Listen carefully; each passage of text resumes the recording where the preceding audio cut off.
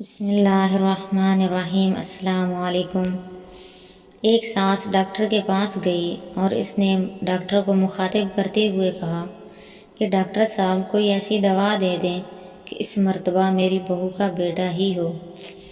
2 بیٹیاں پہلے ہیں، اب تو بیٹا ہی ہونا چاہیے۔ ڈاکٹر نے جواب دیا، میڈیکل سائنس میں ایسی کوئی دوائی نہیں ہے۔ ساس نے کہا، پھر کسی اور ڈاکٹر کا بتا دیں۔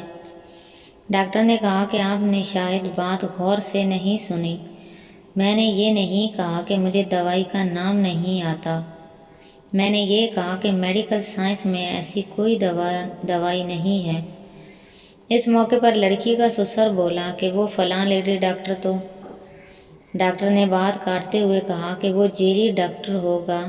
اس طرح کے دعوے جیلی پیر، فقیر، حکیم وغیرہ کرتے ہیں، سب فراڈ ہے یہ۔ اب لڑکی کے شوہر نے کہا کہ اس کا مطلب ہماری نسل پھر نہیں چلے گی۔ ڈاکٹر نے کہا کہ یہ نسل چلنا کیا ہوتا ہے؟ آپ کے جہیز کا اگلی نسل میں ٹرانسفر ہونا ہی نسل چلنا ہے نا، تو یہ کام تو آپ کی بیٹیاں بھی کر دیں گی، بیٹا کیوں ضروری ہے؟ ویسے آپ بھی عام انسان ہیں، آپ کی نسل میں ایسی کیا بات ہے جو بیٹے کے ذریعے ہی لازمی چلنی چاہیے؟ سسر نے کہا کہ میں سمجھا نہیں۔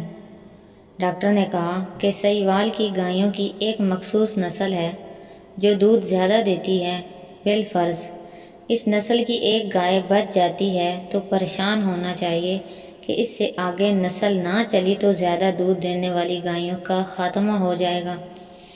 طوطوں کی ایک مخصوص قسم باتیں کرتی ہے۔ بالفرض اس نسل کی ایک طوطی بچ جاتی ہے تو فکر ہونی چاہیے کہ اگر یہ بھی مر گئی تو اس نسل کا خاتمہ ہو جائے گا۔ آپ لوگ عام انسان ہیں، باقی 6-7 ارب کی طرح، آخر آپ لوگوں میں ایسی کون سی خاص بات ہے؟ یہ بات سن کر سسر نے کہا، ڈاکٹر صاحب کوئی نام لینے والا بھی تو ہونا چاہیے۔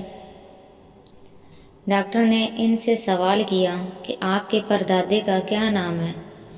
اس موقع پر سسر بس اتنا کہہ سکا کہ وہ، میں، ہم، ہوں، وہ۔ ڈاکٹر نے کہا، مجھے پتہ ہے آپ کو نام نہیں آتا، آپ کے پردادے کو بھی یہ ٹینشن ہوگی کہ میرا نام کون لے گا، اور آج اس کی اولاد کو اس کا نام بھی پتہ نہیں۔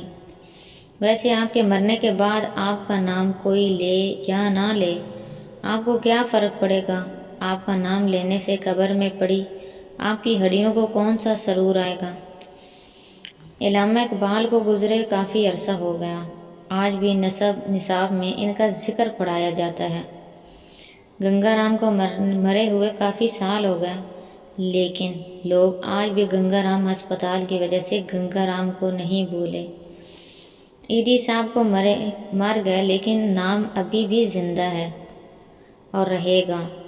غور و فکر کیجئے، کائنات کی سب سے محبوب ترین ہستی رسول اللہ صلی اللہ علیہ وسلم کی حیات طیبہ پر، ان کی آل مبارکہ پر، جن کو اللہ تبارک و تعالیٰ نے بیٹے عطا فرما کر واپس لے لیے اور ایک بیٹی ہی رہتی دنیا تک رسول اللہ صلی اللہ علیہ وآلہ وسلم کی نسل کو پوری دنیا میں پھیلا دیا۔